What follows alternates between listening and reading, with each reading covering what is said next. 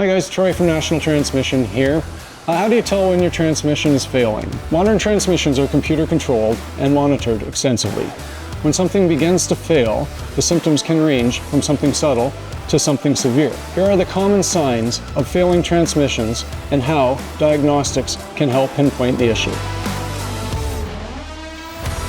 The first sign could be your check engine light coming on. With most transmissions being controlled by a computer nowadays, when a fault is detected, a diagnostic trouble code is stored and the check engine light may be eliminated.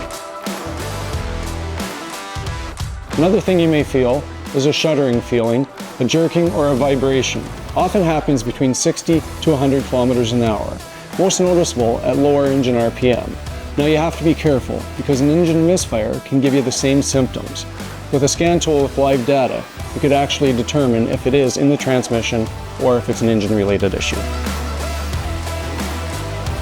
Abnormal noises is another symptom that you have to watch for.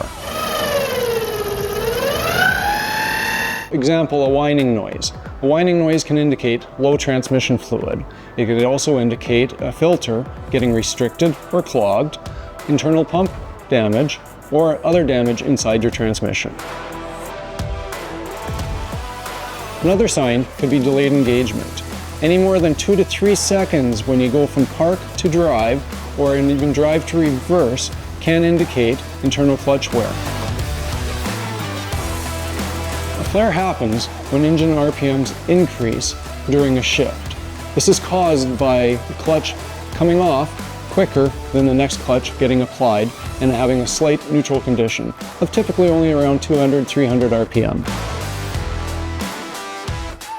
Fluid reveals a lot about a transmission's health.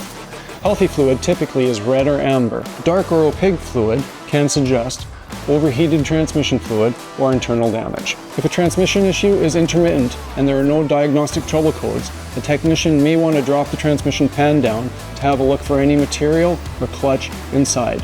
This would give us a clearer picture of if it has internal damage or not.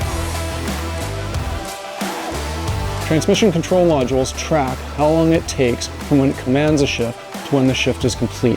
If it takes too long, it could pick up on what's called a gear ratio error code and go into a fail-safe mode. Adaptive pressures and CVI values.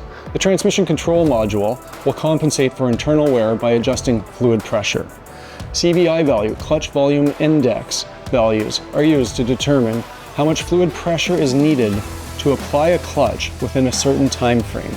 High CVI values can indicate worn internal components. In conclusion, recognizing issues early can help prevent costly transmission repairs. If you notice any of the symptoms in this video or any unusual behavior associated with a check engine light, it's always best to get the vehicle inspected and diagnosed by a qualified technician. Alright, thanks for watching. I hope some of this information in the video is helpful to you. Don't forget to give us a like or subscribe to us, and we'll talk to you here in the future.